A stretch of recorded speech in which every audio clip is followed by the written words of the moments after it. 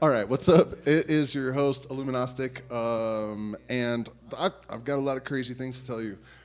First of all, and this is something that I don't really, I don't know exactly what it was that triggered the algorithm to give me a strike and take me off of YouTube for 7 days, but it cost me a lot of money to have that happen, and I don't want it to happen again because this time it'll be 2 weeks. You know, I had the event to promote, and it was just terrible timing. But I have to tell you guys this, so hopefully it's okay. Yikes. But, all right, so a few weeks ago, first, let's, sorry. First, let's get to this other bit of news. So, a few months ago, I ran into a woman, and I mentioned San Pedro to her, and that I was looking for contacts that are not contaminated by the outside world, by the influence of the plant medicine industry in particular. And really, it's not as bad with Huachumeros with San Pedro as it is for many, ayahuasca. Ayahuasca has been much more affected. What does that say? Wigwan? Hail Shaitan. So at any rate, it's not as bad in general with San Pedro, but still. And I got really lucky because it turns out that there's a little town up in the hills about 40 minutes away that has more or less refused contact with the outside world. And I think I've told you guys this much, but the other night we were walking down from the mountains and we stopped into the store to get some pear juice, actually. And it was just like a scene out of a movie, you know, this little like ramshackle store, and the woman has this note for me that has been scribbled on a piece of paper, and it's from this liaison to this town. Yeah, I know the lingo, the patois, is that what it's called? And it says, I have some news for you. So I didn't call her because I've been sick, and like the last 2 nights, for some reason, I had insomnia till like well after the sun came up, and that's, I'm a bit loopy at the moment actually because of that. And anyways, I was feeling better, so I decided to go for a walk to town, and then I see her coming right at me. It's coming right at us, and she says, "Hey, the shaman from the town is coming tomorrow to see you," and I was like, "Well, isn't that just miraculous that I just happened to bump into you here?" And apparently, in order even to enter the town, I have to be initiated into whatever their tradition is. And so I guess that's happening tomorrow. So it has gone from, I wasn't really sure what to think of this when I first got the news that she could take me to this town that has no, I don't think it's no interfacing with the outside world, but definitely very little. You can't just visit without permission, obviously, and even then you have to undergo some sort of initiation, and I'm going to find out what that is tomorrow. So the upside of all that, for our event, I'm not sure. Obviously, I can't be 100% about this, but it sounds like the reason I was given permission to take this initiation and enter the town is that this new friend of mine assured them that I am in it for the right reasons, and so otherwise they would not have granted permission to visit. Am I having problems with the audio or something? Why do we have a 54-second watch time? Like, what is going on? Yeah, so anyways, please hit the like button, share, subscribe, and consider joining our Patreon. Today's secret stream, I think, was really good. We went deep into a lot of the different schools of Gnosticism and kind of analyzed the things that they were theorizing, basically, in modern terms. And one of those things that's really interesting is that they describe a sort of macrocosmic individuation process. So that part of the creation of the universe, part of what it's undergoing, is that these forces, according to this, I don't think it was the Valentinian Gnostics, but some old school, this process is partly about these forces moving from unconscious to conscious states, which is exactly what we do as we're awakening. Anyways, if you want to know more, you got to join the Patreon. But so back to our tale. So she told them this, and they made an exception to allow me into the village. And so they know also that I want to make videos. So I'm assuming that permission has also been granted. But what I was getting at is, obviously I'm really hoping that we can integrate the retreat in August and September. Of course, I can't say for sure until I've discussed that with them, but I think that'll happen. Either a field trip up there, or maybe we can convince them to come down. So super exciting for innumerable reasons, really. And so that's really all there is to say about that. And then the other point of interest for this live stream is that, God damn it, man, hit the like button, I said. That a few weeks ago, I made a video that got me a 7-day ban and a strike, and that's why I'm hesitant to address this again. Because the reason, the most paranoid conspiracy theorist reason that would have happened, right? Because I read from the NCBI and the National Institute of Health studies and reports from these folks, which that's not medical misinformation according to the mainstream. So I really am at a loss to explain to you guys exactly what it was that was labeled misinformation. And YouTube's own policies are that they have to tell the creator exactly what they did. I mean, it only makes sense, right? That if you're going to avoid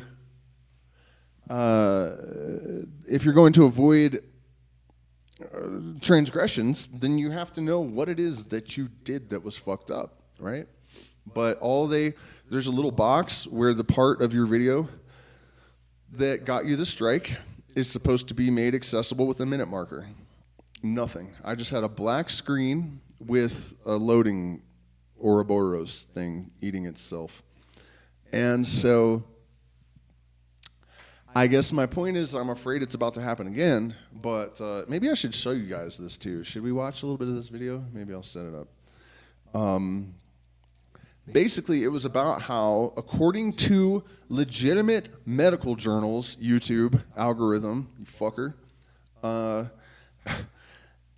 there were fluorescent nanoparticles found in similar concentrations in both in both Coke and Pepsi. Okay? So today I was doing research for this Billy Carson debunk that is also going to be a debunk of Professor Dave to an extent, which was quite a shock. And I was actually really happy to discover that I had so much that I could get Dave as well as the Carson fraudster grifter with. But I was looking at videos about how DNA has been sort of, it's difficult to explain, but it is, in a sense, an antenna for the electromagnetic field. And at one point, Professor Dave said, there is no field that is communicating with your DNA and blah, blah. Yes, there is, Dave. Yeah, there is. And I can't believe that someone that prides themselves on, and all the arrogance of this motherfucker, too, to be wrong as often as he was. And the thing is, most of his debunking of Billy Carson was absolutely correct. Some of the things that Carson says in that video are just so goddamn stupid and insane and wrong that it's incredible that someone could... Two things, before we move on to the real bullet point here. Two things about this Carson cat. That he would not do any research at all when he's portraying himself as an expert on these ancient civilizations, or that he would pretend that he doesn't know things in order to make his dumbass theories about the Anunnaki coming here in order to get gold and whatever other bullshit. Man, do we really only have one viewer? That's another thing that they told me would happen as a consequence of my strike, that they would bury my content again. So, man, it's difficult to overcome these motherfuckers. Maybe impossible, and it may be that I am just done what little career I had may be over. Do I have dates scheduled for each ceremony? That's not how it works. It's just, weeks, months, 2 months basically. You can come for any period of that time, and there's going to be stuff happening all throughout. So no, things are not really rigidly scheduled. And I don't really do that, actually. We kind of let the groups decide what they want to do to an extent, because they're always very small groups. And also, particularly with San Pedro, because it can last for, all night, even if you drink it early in the morning sometimes, that can throw off the next day. And so we definitely play it very loosely at these events. So, no, we do not have a set schedule.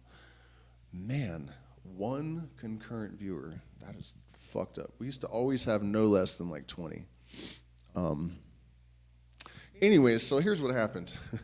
I kind of went off on thinking about Billy Carson, all the stupid shit he says. I guess the second part of that was how unsettling it is to realize that people don't check these people. They start talking and people are going, like Terrence Howard as well. Oh my God, they're geniuses and blah, blah, blah. If you would just take 5 minutes to look at and try to like check the stuff that they're saying, you'll find so many holes in it, and it just, anyways, save that for the video. But it really is horrific. Both the crap coming out of their mouths and the fact that people just don't bother to learn anything for themselves, to the extent that these people can be so celebrated. Sad. But, so, I was debunking first Terrence Howard, and was that the video that got me in trouble? No. That one got taken down. It did. I still have no idea why, because there's plenty of reaction videos to that. It was the Billy Carson one. No. I was, God damn, man, what is wrong with me tonight? Okay, so I did a video about Bill Gates, that's right, and Coca-Cola and Pepsi and nanoparticles in the Coca-Cola. And what my theory is that because nanoparticles are subject to or react to electromagnetic, subatomic effects, basically, it's dangerous to have them floating around in your blood because of the potential that they could be interfaced with by something on the outside, some maleficent thing, right? I'm trying to be vague, and also just want to repeatedly say that none of this constitutes medical information, and it is just my ideas algorithm, and I don't really see what's so offensive about conjecture in any context, really.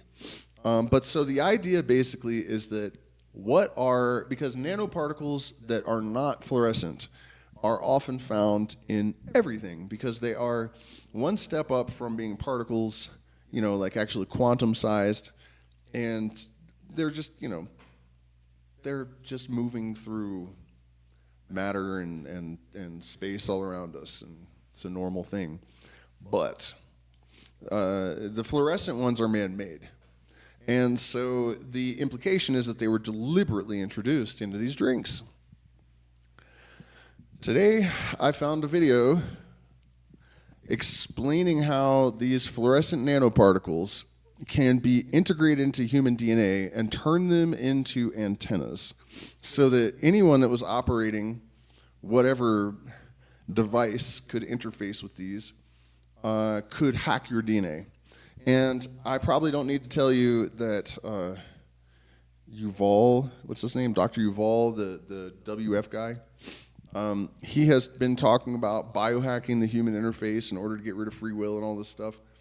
And they actually use those words in this video about, here, I'm not going to play it because I don't want to risk, it's cutting up for you? Well, that's probably just you. Here, let me look and see if my stuff, but you guys understand what I'm saying. The reason they took that stream down and gave me a strike that they could not justify in any way, shape, or form is that I was right.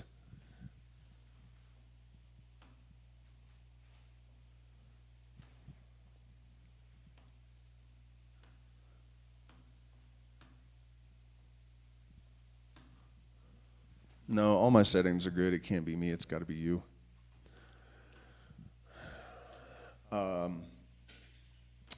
which is pretty wild. I don't know. I'm tempted to play the video for you guys, but if I get another strike, I'm fucking toast. So I'm not gonna do that. They've all apparently shadow banned the hell out of me because I never have like 2 or 3 people in a stream ever, never fucking happened before. In fact, we were getting back up to where I was starting to get 600, 700, 800, 1,000 views in a few days, which it's been years since that happened. But since I decided to warn people about something that was obviously extremely real, I got in trouble.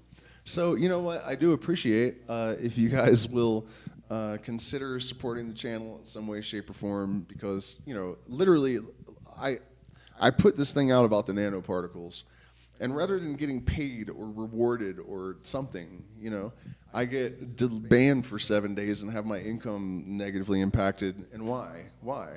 You know why. You know why. Here, I'll show you. I'll prove it. It's crazy, man. It's crazy because I knew it, I knew it. I was like, wait a minute. I bet you, because I knew that they could use quantum effects to, interact with these nanoparticles. And then I find this video today and it's not got anything to do with conspiracies or anything. It's just this dude here. Let me find it in my history. Science guy type folks, doing this thing. And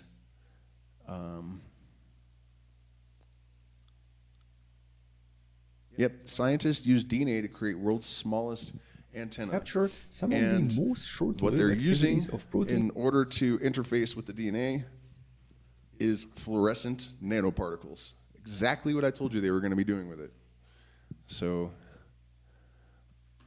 I don't really know how it works with, I've done live streams where we watch videos and had no problems, but then when I did the Rogan one, I got in trouble. So maybe it just depends. I kind of feel like this guy I wouldn't get in trouble, but I just can't risk it. So here, let me just give you the link so you guys can see this crazy shit for yourself.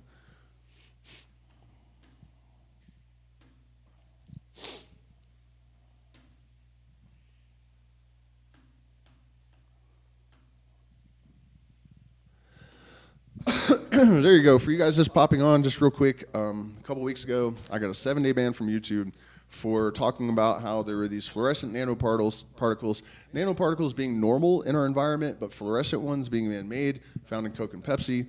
And I theorized that because they're subject to quantum effects, that they could be used to somehow mess with us, And I got a 7-day ban and a medical misinformation strike, Coke and Pepsi being medical products, I guess. And today I found a video describing how our DNA is an antenna, and that they are using those fluorescent nanoparticles to create a medium in order to interface with our DNA. They literally called it biohacking. So that's why I got the ban. I was right about what it's for. Don't drink Coke and Pepsi. Don't be dumb. It's not hard. So yeah, and in general, I guess we can just kind of talk about the fact that obviously things are going completely batshit crazy in the world. Donald Trump that just won a battle with the Supreme Court, wherein he was granted immunity. And you guys know I've been saying that Donald Trump is being set up as a dictator since 2020, right? Based on the propaganda, the style, the content of it, the volume of it. Also the fact that they're crushing people financially. People think that the economy is like some kind of living, breathing entity that has a mind of its own, or that a president can just increase and decrease based on his level of competence or whatever. All fucking bullshit. Done a lot of research into this too. Like a lot of the things that people attribute to presidents regularly, Biden's gas prices and shit got nothing to fucking do with them. Any economist will tell you that the presidents have a fraction of the influence that people attribute to them over all this stuff. But the point being that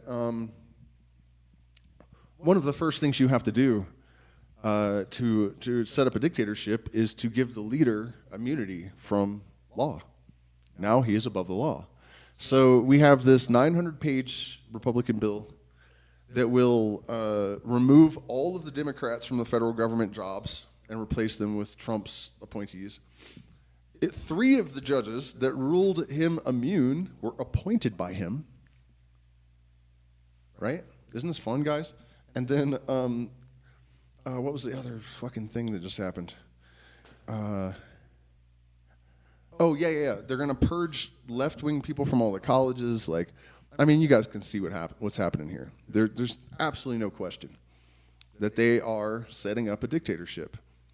You know, and the thing is, a lot of people think like, oh, well, we do need to get rid of the left and blah blah blah blah blah. You've just been duped into hating the left because they're trying to push everything into the right. That's all. You know, it's the same thing. It's the same thing.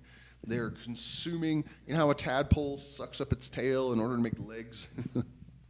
That's what they're doing with the left in the United States right now. I thought of an even better analogy earlier today, but it has escaped me. But regardless of that, you know, that's not even the point of this rant. I mean, that's crazy, you know, and I'm not with it. It's not my vibe, dictatorships. But there's a lot of extraordinary stuff going on simultaneously, you know, and that's definitely where I'm trying to place my focus and keep it to whatever extent I'm able. You know, it's not the easiest thing in the world to do all the time. Watching all this dumb fuckery from afar, just jaw on the ground, like shaking my head. This cannot be real. Cannot be real. And yet it is. You know, we have July 4th coming up. I would stay out of major cities if I was you, because the mind works in a language of symbolism. That's why the Twin Towers were attacked. I don't care who did it. That's still why, you know. And so major holidays are especially Independence Day, you know. Russia, I've seen this get bent in the media quite a bit, because what I heard them say with my own ears is that the U.S. was in control of the drone, not just that it was U.S. Manufactured and that Biden gave permission. So, you know, long story short, World War III is here, and that's a trip. But simultaneously, there are paradigm-changing revelations in the world of neuroscience and morphology, and, you know, even the gravity is apparently morphing into something other than they thought it was. Scientists are abandoning Darwinism for Lamarck, and for those of you that might not be familiar with Lamarck, it's basically the idea that the universe is, or that evolution is alive and intelligent, basically, that the mutations that occur are environmentally driven.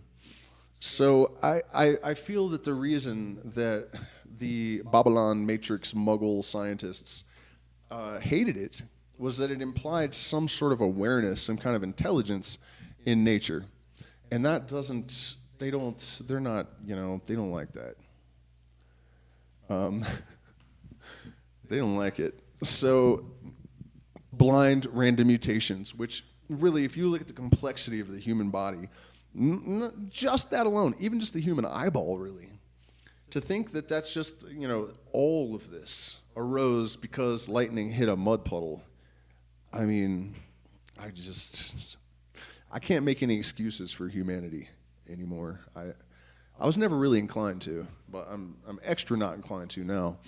The thing is, though, and this is going somewhere, is that the blinders, I think, are falling off. You know, truth is self-substantiating, and it is a creature of the light. And so it erodes shadow, it erodes falsehood, it erodes darkness, it erodes ignorance. And the reality is that they're just becoming more and more clear all the time. I mean, I just watched a video. They've videoed plants talking to each other because one of them's being attacked by an animal and the other one's like it's sending it stuff to help it. I mean, you know, come on, man. Actually, what I was in the secret stream earlier, the way that I was framing this is that the universe is the constant unveiling of the ineffable. That's how this Freemason, whose book we were studying, described it. And I think what we have done as a culture and as a society is demoted the ineffable to the mundane. And because the transcendental experience is what keeps us aligned with a personal and collective sense of purpose, that is the ultimate blasphemy, right? We have taken the miraculous and dragged it down to the level of the mundane. That's not where it's at, folks. That's not where it's at. And however, to see these matrix-minded, the manacles of the mind-forged manacles of the matrix are starting to fall away from even highly educated scientists. And what they're discovering is that can happen without a degradation of the intellectual capacities. And that is not something I think many of them expected. I'm even a bit surprised to see it happening all of a sudden with this magnitude and the rapidity that it's happening, For example, the Penrose hammer-off theory of consciousness that has to do with light and microtubules and superconductive materials in the brain that are activated by light and all this stuff. There's nothing about it that violates any kind of scientific rules, It's totally congruent with the scientific process. But it also validates things that mystics from almost every tradition have been saying for thousands of years about the nature of light and consciousness. Things that we have learned about the photon, it being moving at the speed of light, it has no change, it has no time, it has no, it's just one eternal moment from the point of view of the photon. And that all sounds an awful lot like a lot of descriptions of God and nirvana that I've heard, So, and also a lot of the more mystical Gnosticism. They actually talk about light creating the universe and all of that sort of.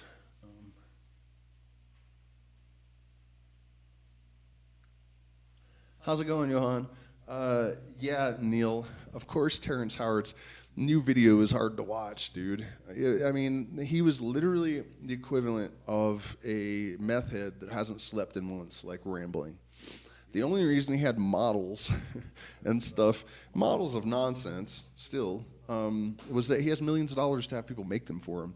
A lot of his fans in comment sections, I've noticed, will say shit like, he has 11 patents and growing. No, he doesn't. If you actually look them up, they are all abandoned patents. None of them went into production. And the only reason when he brought them up on Rogan, and this really, this is why he deserves to be torn down like this. He knew he's misrepresenting himself and lying and making himself out to be something he's not, right? The patents he showed on Rogan under the AI, I think, or virtual reality, those were all, that's a legal process of differentiation. So those companies were saying, not this patent, not this patent, not this patent, not this patent. On the other side that was off screen, this one, this one, this one, this one, this one, and this one. Totally different people, active patents, abandoned patents. He's just lying. It's not just that he's insane. He's deliberately deceiving people. So, fuck that guy. And it was great watching that. I don't even know who that guy was, the scientist tearing him down. And why do I hate him so much? Because it is possible to do this sort of dovetailing of not really mysticism and not quite spirituality, but something more than the old materialistic paradigm does exist. and it's demonstrable. And when you have somebody going on Rogan and talking about 1 × 1 = 2, which is straight out of Orwell, you know, what was it? 4 + 1 = 5 was Big Brother's slogan, you know? I mean, how people weren't more suspicious of this Hollywood guy, right? People are supposed to be suspicious of Hollywood, going on mainstream media, which Joe Rogan is, and giving equations that are straight out of Orwell, while he makes all of the outside of the box people look like idiots by association. He's a genius. No, he's a fucking propaganda shill. Come on, people. Snap out of it. Damn, man. It's crazy. Oh, no. Both of my streams are fucking not the other. I didn't make it vertical. Oh, Illuminostic, you dummy. Well, that explains some things. Okay, so where was I at, though, with all this paradigm shifting, you know? Ideas and there's been a bunch that has come to light even in the last. It's like constant. If you guys don't follow Hammer Off on Twitter, you definitely should, because it's just a constant stream of insights into what I believe will lead to a deeper understanding of the fundamental nature of reality. Oh yeah, Penrose. That's what I was getting at. Penrose has been positing. Roger Penrose, the physicist, Nobel Prize winning, you know, Matrix approved scientist, has been saying that it's not that the Big Bang didn't happen, but there's sort of a radiation that suggests there's a residue, basically. Yeah, I'm sorry. It's supposed to be 2 + 2 = 5. I said the correct equation, but in Orwell it was 2 + 2 = 5. Some sort of residue, basically, some sort of radiation residue that he says means that it had been here before, or that there had been something prior to the Big Bang. And so I think it was today that Sabine Hasselhoff, I think her name is, Horsemouth, you know, they're now again saying Penrose was right. And this is like the second time in 2 months that something that Penrose has said about, what was the other thing? About quantum effects in the brain. You know, he had been saying that consciousness has to be a quantum effect and it's not computational. And mainstream science was like, for good reason. Quantum effects, the brain is too wet and noisy. That's how they put it. I don't know exactly why that stops quantum effects. The temperature's not right, and it's too damp. And so then they observed it. And so now they're like, okay, I guess Penrose was right. And now here we are. It can't be a month later. And he had said, you know, that this is not the first Big Bang. And now they're starting to say Penrose was right again. And so I think that all bodes well for Hammeroff and Penrose's theories of consciousness. It really does appear that he is just sort of ahead of the rest of them. And they're continuously confirming all the things they laughed at him about. And the greater picture here is that between, you know, work like that, Michael Levin's morphological studies, and you know, Levin actually mentioned trying to devise a machine that will be able to communicate with the sun. That I would not be one bit surprised if that's possible. Can you imagine though, waking up one day and you like get on social media and they're like, motherfucker's talking to the sun. What's up, y'all? Yeah, it's good to be back on YouTube, but the thing is, every time I get a strike or I get in trouble, they shadow ban me again. So now here I am fighting my way back up from the bottom. Really getting tired of it. I do appreciate you guys' support because it keeps me able to justify doing this. I don't understand why it would make 2 links and the other one's not vertical. It doesn't make sense. What else do we got here? You guys want to watch that video? Maybe I can do it. If I pause it often enough, I think I can probably get away with it. So this pretty messed up junk, you guys. Let me see. I just have to shrink.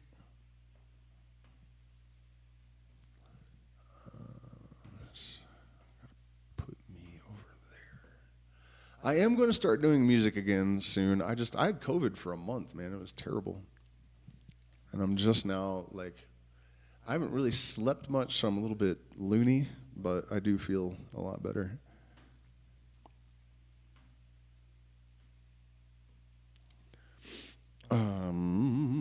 Don't forget, for the patrons, there is voice chat, an extra one on Sunday. I think we're going to do it at 3 o'clock because we have Europeans that are sleeping when we do them on Monday at 8. So if you're a patron at the $10 tier and higher, you are admitted into the inner circle of the Illuminati for these voice chats at the round table. And then you get a lot of other stuff too. So if you're not a patron, you should become one. Join the dark side.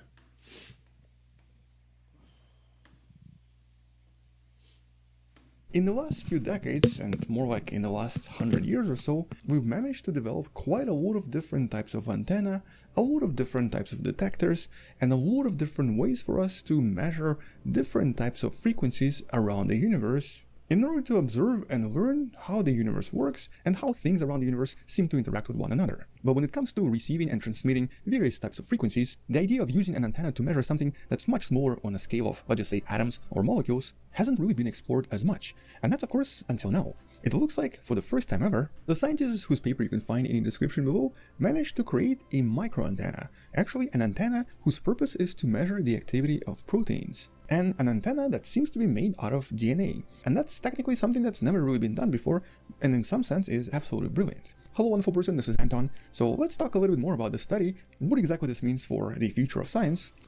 Okay, now, while we're on the subject, and again, I'm going to go through this again in the Billy Carson video, but Professor Dave is like, there's no field that's talking to your DNA. Well, you sure? You sure, bro? Sure about that? And talk a little bit more about how this antenna works as well. First of all, as you probably know by now, most antennae work on a relatively similar principle. They generally are created in such a way that they basically absorb a very certain frequency of, for example, radio light, with certain shapes and certain sizes of antenna being much better at picking up certain types of frequencies, with radio antenna generally following the same principle and the same general design. But that's of course for radio waves. Obviously, you can kind of make this smaller and create something that can then start receiving much shorter wavelengths, including of course things that can be visible to us in, for example, ultraviolet light, possibly infrared light, and possibly even optical light. All right, so just to make sure I have... But once the scientists create something... Stop it, damn it. I skipped way ahead on accident too. Ain't that a bitch? I think we were right around there. But what I wanted to offer, because I have to break this up so that I don't get in trouble, is that he's talking about how, you know, we can see and we can detect and we can do things with different types of waves. A really interesting idea came to light the other day because it's looking like certain species of plants, maybe all plants, actually have senses that we do not have. And so they're operating in ways that we don't have language for necessarily. And so, you know how we only perceive less than 1% of the full spectrum of light?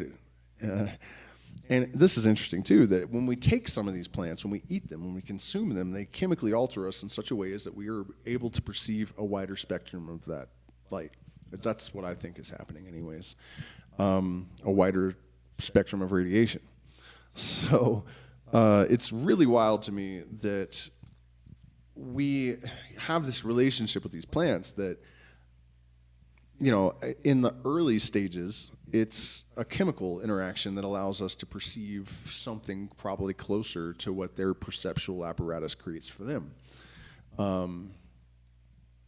But through studying the cells and the DNA and the, what are they called? Volatiles that they use to communicate, we may actually be able to perceive all of these imperceptibles ourselves by studying how the plants do it, like pretty quick. So it's just crazy that, you know, they provide us with these psychedelic compounds that do that, but then at the end of the day, they may provide us with, I'm not necessarily saying this is a good idea, but to alter our genetics in order to be able to perceive more of the universe rather than having to take LSD or some other chemical. No, I don't think you need a machine to talk to the sun either. In fact, most of you guys have probably heard my story about the day that some voice in my head led me out to a rock to go do the solar ritual, and the next day I found out that there was a solar storm, and then years later I hear Sheldrake talking about how he thinks that solar storms are the sun's way of interfacing with people on the earth. And the fact that I was called out there to do that ritual, and then I found out the next day that it was during the biggest solar storm in 26,000 years, I mean, that's not something I can really write off. Not to mention the fact that if you think about, speaking of my debunk of Billy Carson over and over again, there's a video, a clip of him, and this girl is like, well, why do you think ancient cultures were obsessed with the sun? I think Rogan asked him too, and he's like, I don't know, but I know if you're an advanced culture that you need gold. Why? For what? What are you talking about? And what do you mean? You've never looked this up, Billy? You never looked it up. The Incans believed that it was the sweat of the sun god, so the essence of Inti, the sun god, and they didn't have material value for it, but it was spiritually very important, so they surrounded themselves with it. The Aztec, pretty much the same thing. The Egyptians, also identical. Syrians, Babylonians, also identical. So what the fuck are you talking about, Billy? Either he's never bothered to even Google it, because it all comes up right away, or he's lying because he wants to sell books about how the Anunnaki, who are supposedly an advanced race, came to this planet to get the heaviest element and fly it to another fucking star system without even considering that they would have been flying past asteroids made of solid gold, literally, like hundreds, if not thousands of them, possibly even millions if they're coming from far enough away. And they would have flown by all those asteroids to come to the Earth and, go extra far. Nothing about it makes sense, especially if you consider that although it costs about $1.6 trillion to make an ounce of gold with this technology right now, making it, of course, not viable. I was raised to believe in our schools that you cannot transmute one element into another, but you can. And they did it with, I can't remember what I assume they start with whatever's closest, right? I mean, that makes sense. So Mercury is right next to the sun, and if you knock a proton off, it becomes gold, which is a whole different rabbit hole to try to go down. But, so the Anunnaki are flying here to get gold when we have the technology to make it in a laboratory. Well, we, don't have the technology to go to another star system. So although this is a new technology for us and it's inefficient, you could probably assume that the Anunnaki, being able to fly across star systems, would be able to make their own gold at home just like we can, right? So that's the thing about this stuff that just drives me nuts. It really doesn't take that many steps to just annihilate it. Anyways, I don't even remember how the hell we got on that subject. Why were we talking about that? Wait, oh yeah, because I needed to digress away from this video so I don't get a copyright strike. That's what that's about. So let's go back and continue a bit.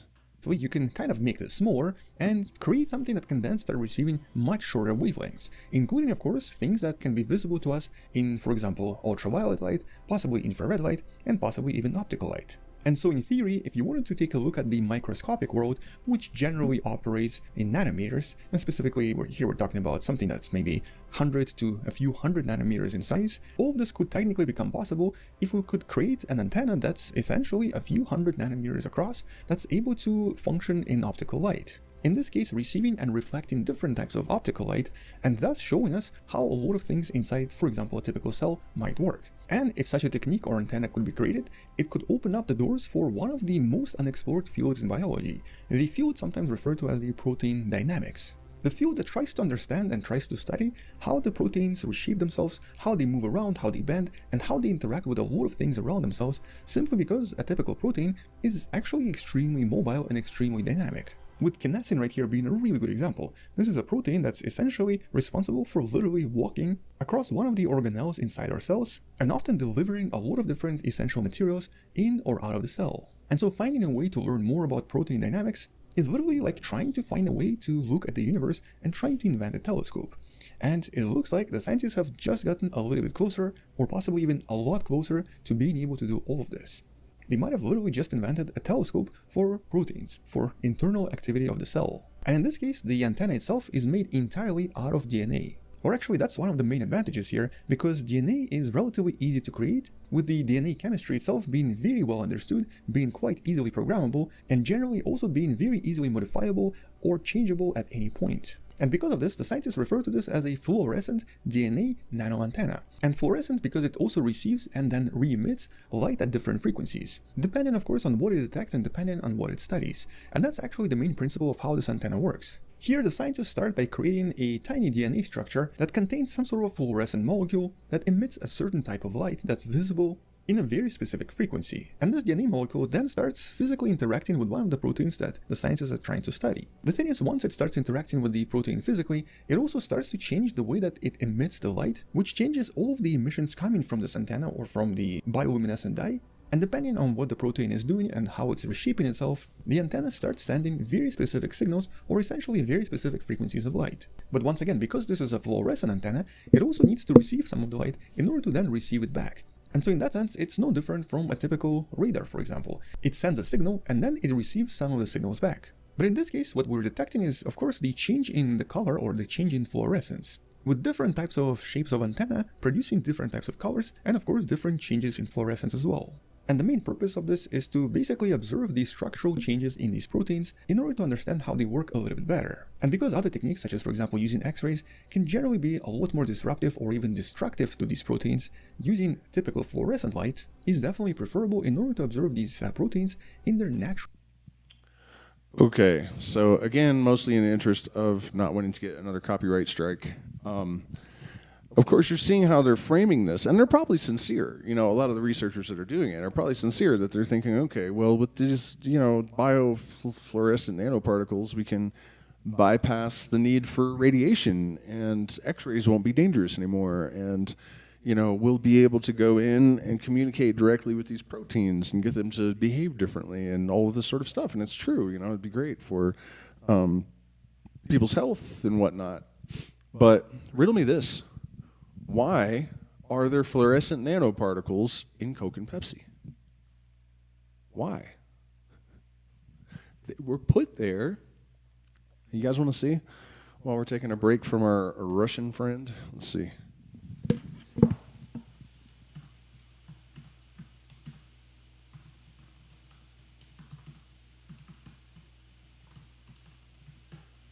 I don't know why I'm doing this. I really shouldn't be. You guys support me, please, because if they give me another ban over this shit, I'm fucking toast, man. But we have to talk about the things that matter, right? So here's the medical misinformation that I provided last time. PubMed, National Library of Medicine, fluorescent nanoparticles present in Coca-Cola and Pepsi-Cola, physiochemical properties, cytotoxicity, biodistribution and digestion studies, and then it goes on to explain how they are able to cross the blood-brain barrier and be dispersed in the brain. In vitro digestion of the nanoparticles showed a significant quenching of the nanoparticles. This work represents the first report of foodborne fluorescent nanoparticles present in Coke and Pepsi and provides valuable insights into physiochemical properties of these NPs and their toxicity characteristics both in vitro and in vivo. And then we have a bunch of different articles that are all compiled so that you can, the spermicidal effects of these things. There was another really relevant article that talked about how specifically here. Let's see if it comes up right away. Otherwise, we'll just go back to the video. But several commercial beverages. Let's see, carbon nanodots in beer and cola now. That's great.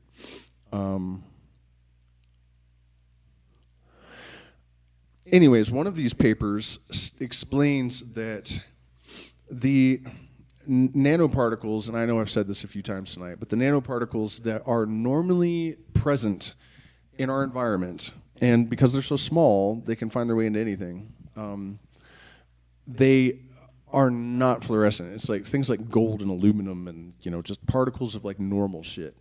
But these fluorescent nanoparticles are apparently entirely, he's talking about it. He's like, it's a dye, a bioluminescent dye. Environment.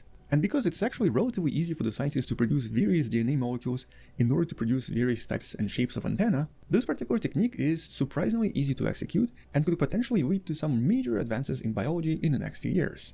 More importantly, this technique is also extremely sensitive and is able to capture some of the most short-lived activities of proteins that's been previously impossible to observe. With some of the examples from this paper specifically identifying motion of different types of proteins that's never really been seen before, mostly because it's just way too fast. And since they've already tested this with several proteins, it seems to work pretty well and might actually create a completely new technique to observe a lot of different structures inside the cell and potentially lead to a completely new revolution in molecular biology, kind of similar to how we had a major revolution in space sciences because of a lot of new telescopes created in the last few decades. And because of the general simplicity of the technique, the scientists here suggest that any lab in the world that possesses what's known as the spectra fluorometer that you kind of see right here, the apparatus responsible for measuring various types of frequencies coming from various types of fluorescence inside tiny samples, could in theory employ this technique with all of this costing almost nothing, with the scientists behind the study from my hometown of Montreal now wanting to create some kind of a biological startup in order to produce these DNA-based nanoantennae and then send them to various labs around the world,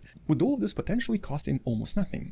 And the thing is, when it comes to DNA packaging and DNA production, it's already possible to do this completely by yourself or by basically employing a lot of various startups around the planet. As a matter of fact, there are quite a lot of videos on YouTube where they even teach you how to potentially create your own modifiable molecules. The whole idea of biohacking, as a matter of fact, is sort of based on this.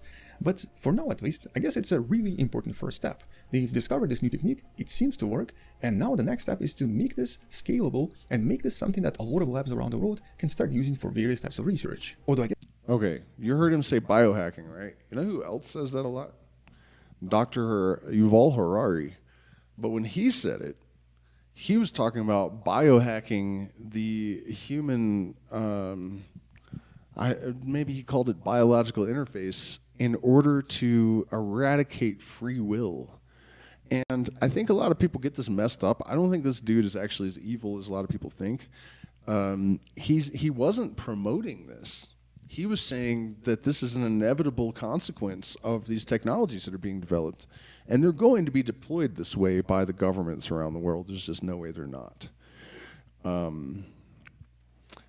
think, I'm not saying I like the guy, but I think that a lot of the people take clips of what he says, just for the record, and they do take them out of context and they make it look like he's saying, this is our plan. When he's, and they did this to Schwab a lot too, that, he would say something and then they would cut the clip out and out of context, totally valid criticism. And they would string it together to make it sound like they're like, this is our plan. And that's not really what they've been, a lot of it is just, this is what's going to happen. And there's nothing anyone can do about it. That's what I hear anyways. But at any rate, he was definitely talking about the consequence of biohacking eventually. His exact words were, you remember that back in the day when you used to be able to choose who you would vote for and decide what you bought at the grocery store and all of this kind of, that free will, gone. It's gone for good. It's done. And this is why. So, that's what he said, and now here we are with this guy saying it's going to cost almost nothing. You can almost make these DNA nanobots like in your kitchen by watching YouTube videos somehow or something. The world is getting fucking wild, man. Yes, just the idea that this is an antenna made out of DNA and it's also a fluorescent antenna that's able to receive and emit light definitely makes this one of the coolest biological discoveries in the last few years. But once the scientists create something else from this, or once the scientists discover something else using this technique, or better even create something else out of DNA, I'll make sure to follow this up with another video. Until then, thank you for watching, subscribe if you still haven't, share this with someone who loves learning about space and sciences, and maybe come back tomorrow to learn something else.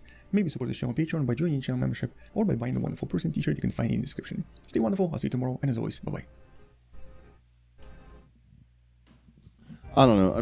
Maybe I'm paranoid, but it sure does seem weird that I just happened to uncover that, a couple of weeks ago, I got accused of medical misinformation when there was no medical information in the last video. I mean, cadmium nanoparts can be fluorescent.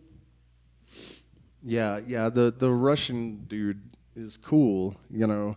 But I feel like those guys, a lot of these normies are just incredibly naive. It's just really weird to see, like, man, you guys could do with a fat dose of paranoia, you know what I mean? Like, I don't worry about this stuff, you know? It doesn't get me down. I don't, in a way I could even say I don't care. But, you know, the way that they just have this, like, sort of naive faith that this stuff is all going to be used in the interest of humanity is just fucking mind-blowing to me. You know, how does that happen? I mean, I guess maybe they're just nice people and they're projecting, which is great. You know, maybe that's what's happening. But for me, it just doesn't seem realistic.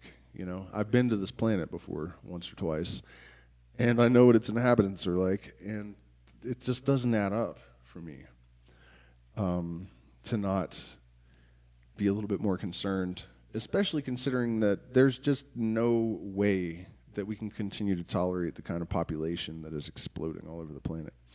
You know, it's just, none of it seems feasible, does not seem plausible. But on the other hand, you know, I've been talking a lot about how there are a lot of things that are sort of synchronized at the moment that are really, really interesting to me. And it speaks to the whole idea of microcosm, macrocosm, you know, which I think is one of the most powerful concepts in all of mysticism and the occult, because you really truly can see this sort of universal, the rule of universal law in every level of creation, you know, and in every aspect of it. And so, you know, for those of you that follow me, you know that I've been chasing the secrets of light and electromagnetism and how they relate to consciousness and throughout all these ancient cultures for a long, long time.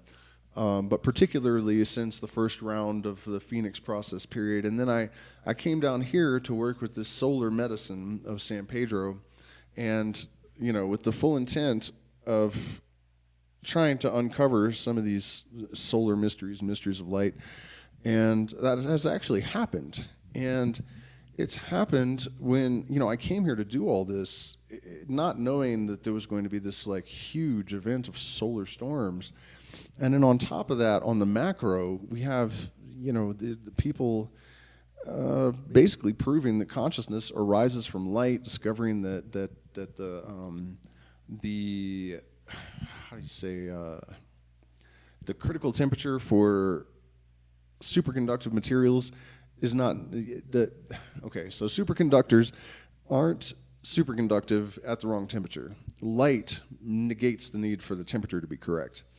And then they've observed the light going into the microtubules in the brain, and then I think Penrose, one of the reasons that he was positing there has to be some quantum effects and that superconductors have to be involved is that the consciousness requires too much computation for there not to be superconductors in the brain that are actually active, you know. And they were saying it's too wet and noisy, but, well, light negates that factor, apparently. And so, you know what I mean? There's crazy solar storms. Like my adventure up to the Temple of the Sun and discovering that the part of the Incan rituals had to do with using magnetic stones to manipulate the field, which they called the energy of Anti. You know, I don't know if I'm explaining this well, but it's like on a personal level, all of these mysteries are like exploding, and it's also happening literally in the sun right now, and all these revelations of the nature of light and consciousness coming from neuroscience and physics and whatnot. I have trouble accepting that that's not some type of, you know, supersymmetry that exists in the universe. Quite sure of it, actually.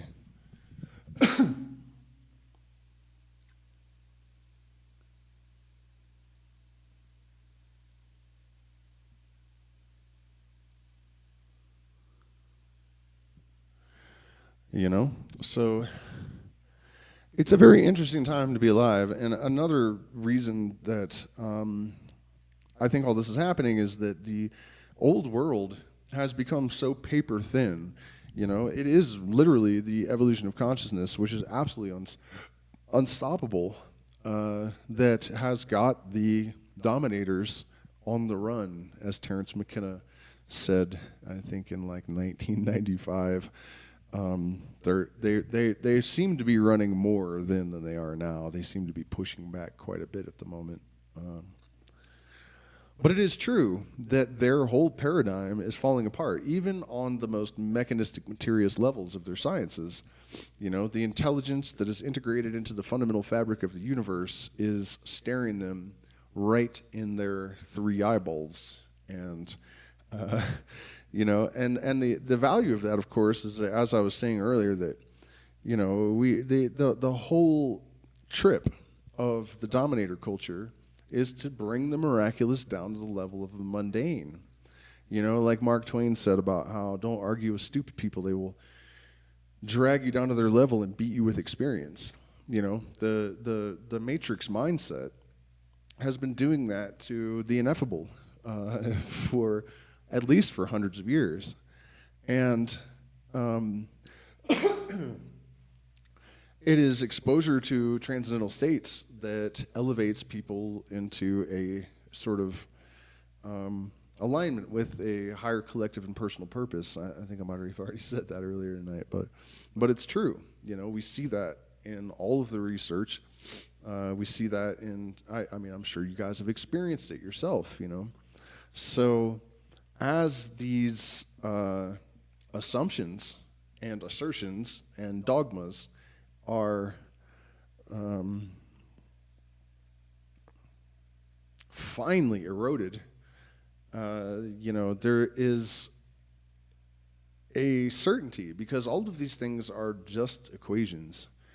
If any desired change can be affected by the proper kind and degree of force through the proper medium to the proper object, assuming that change is within its nature to be affected. And so, it's that simple. If these assumptions and dogmas and all of these sort of matrix mind blinders finally fall off, there's not any way to control people that know they don't need to be controlled. If you know that you are eternal, it's a little bit difficult to scare you, that's one of their main mechanisms. And I also think that people deep down inside, both religious people and atheists, know they're wrong. When I listen to like Christian evangelists speak, they are so phony. I don't know how they fool anyone. It doesn't seem to me that they fool themselves, and I think that you cannot be that fundamentally wrong without knowing it on some level. And on the other side, I've been watching a lot of like atheist, Satanist types, mostly just atheists though. They only have the satanic thing just to irk people because they're really just atheists. And their pretentiousness and assumptions and just, it's fucking, it really just feels gross to watch a lot of times, But I was curious, and, it's the same kind of thing. You can see it in their face that there's something missing, that they're just fundamentally not connected with. And it gives them a sort of awkwardness.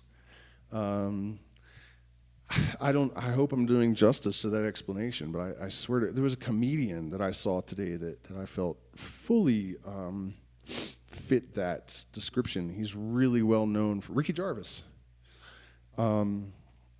They just have this, there's something in them that knows that they're fundamentally off,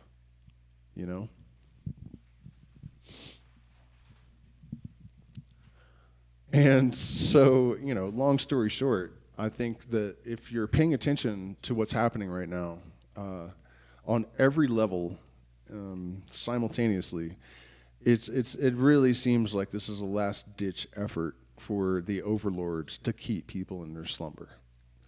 Because as soon as people realize their sovereignty, you ain't telling them shit. You know? It's really the only thing that matters in life, as far as I can tell. I mean, that's not quite right to say. Of course, like family and all, you know what I mean? But as a function, you know, if you are not in line with your fundamental self, you're always going to be unhappy and unsuccessful. There's no way around it. And even if you are successful, your unhappiness is going to increase in order to compensate for your success, because there is a fundamental imbalance. And so, you know, you push harder this way and it's just going to go like that until, you know, until the ladder's like this and you slide down into the pits of hell.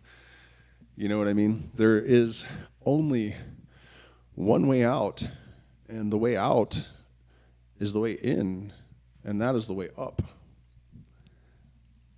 And so there are two elements to this, you know, that the individual must be aware of and fully in sync with their fundamental essence and true purpose. But so must the society and the culture at large.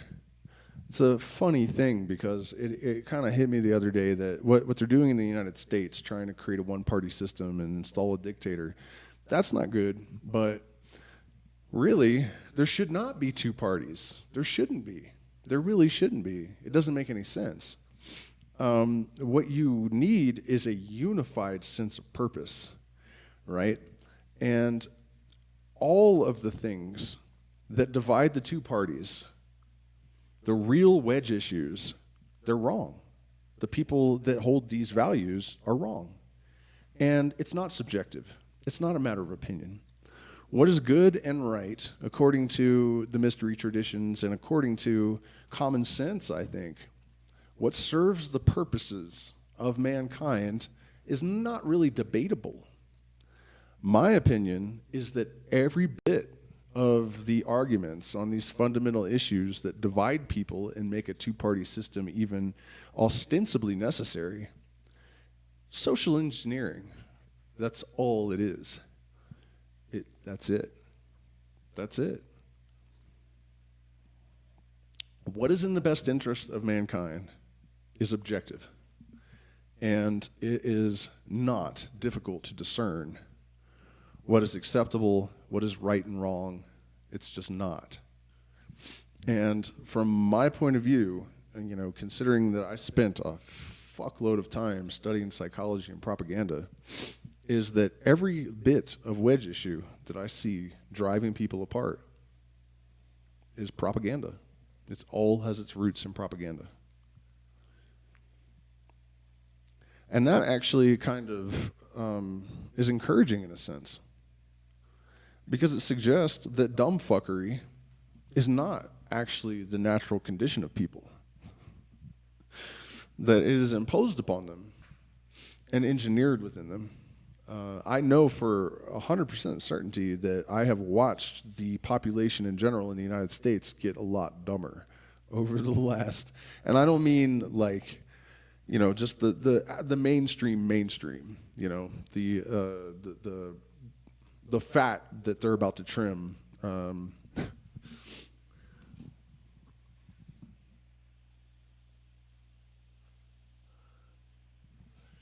Word.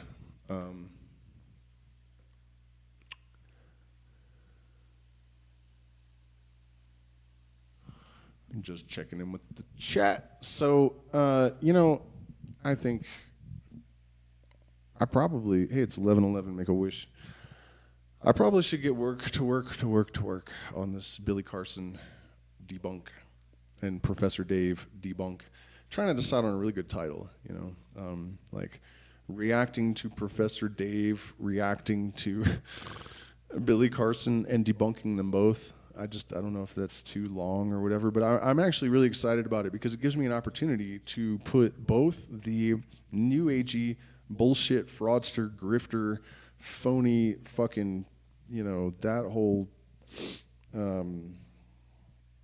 mess on blast, as well as the old paradigm science people like Professor Dave that cannot get their heads out of their asses. He cannot do it. He cannot extract his head from his ass.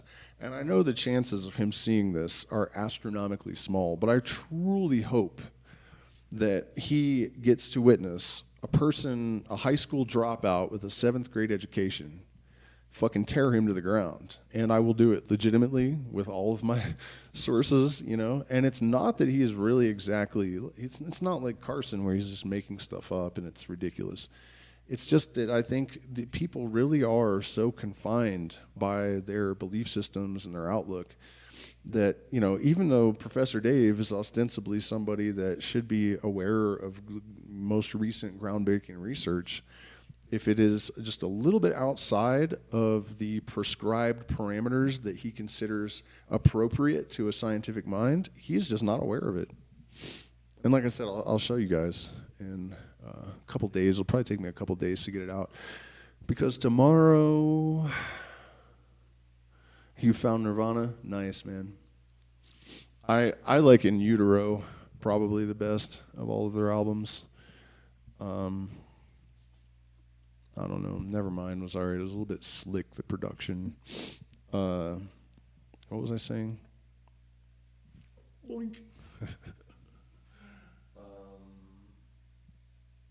Yeah, I don't know. Yeah, okay. So tomorrow, the shaman's coming down from the mountains, and I'm going to get initiated into this tradition so that I can enter their village. And that sounds like a whole big-ass adventure, so I'm pretty excited about all that. And, you know, I mean, I'm not thrilled with World War III brewing. I'm not thrilled with the division in the United States. I'm not thrilled with the prospect of a dictator coming to the United States, which is definitely, there's, look, I'm not even going to get into it, man. I don't need any more strikes, but just think about it. Just think about it. Just look at that 900-page bill. Find a summary of it, you know, and then think about what happens when a new leader comes in, removes all of the other party from the government, gets rid of all the governmental institutions and creates new ones that he has complete power over, right? Eradicates all of the other political party from all the universities. And they have just given this person immunity to prosecution. Give me a fucking break, man. Like, anyone that denies that this is happening in the U.S. is just fucking brain dead at this point. I'm sorry. I mean, if that's you, then I'm sorry about your luck, but your biocomputer's broken.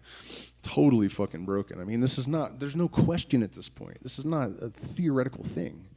You know, the only thing is that, like, somehow maybe it won't happen, but I think that it's pretty much a guarantee, you know, just because of how the system works. And we don't need to talk about it too much more. But what I was getting at is, regardless of all that shit, I am still hopeful. There are a lot of weird elements that are on our side, like entanglement and entrainment, which might sound ridiculous, but I really don't think it is, particularly entrainment. If we are elevating our frequency, then everything around us has to come with us. So that is your responsibility as an illuminated person. You know, the weight of the world is literally on your shoulders. Congratulations. And, you know, all these revelations in science, I mean, this is one of the reasons this channel has become so focused on it, because it's really our best ammo. You know, if we're going to affect any kind of change, we have to speak their language. And I also think it's a mistake that a lot of spiritual people seem to think that abandoning reason is like a prerequisite for spiritual thought, that you can't bring your logic with you and all of this stuff. I think that may be true if your IQ is like under 90, that, you know, your reason's going to break down when you get into these kind of areas, but otherwise you're probably actually going to be able to understand the universe. You know, the ineffable is not incomprehensible. If it was, it could not exist if all is mind, you know. A lot of the pretexts I think we've accepted regarding both science and spirituality are completely fucked and deranged. And we are perilously close to sorting it all out. I really do believe that that's a big part of the reason that so much pressure is being applied from above. Watch out on the 4th of July, you guys, because, this is weird how the Russians accuse the United States of being complicit at the very least in this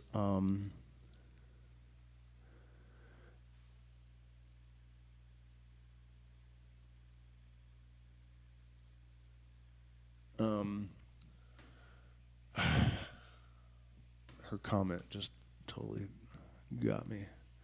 Yeah, you did catch a live here. Where was I at, man? Thought I was going somewhere. Yeah, whatever. It's getting late. I gotta go to bed or work on my video. I'm gonna work on the video for like an hour because I gotta get it done. It's gnawing at my soul. But yeah, I don't, long story short, I don't necessarily feel defeated yet, collectively. Oh yeah, that's what I was talking about. How the fucking thing, the attack just disappeared from the media. It just doesn't really seem like it's being given the weight that it should, and I think people just can't fucking handle it. Because, they promised to retaliate against the U.S. I mean, I think people are just too in shock or something to process that. Russia's about to kill some U.S. civilians. That's the only way that they can respond in kind. He's been threatening to nuke everyone for years. I mean,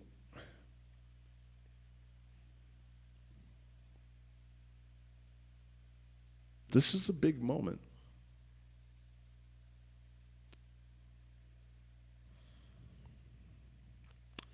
And everything contains its contradiction. So, unfortunately, the moment has no choice but to embody just as much threat as it does promise. That's how the universe is constructed.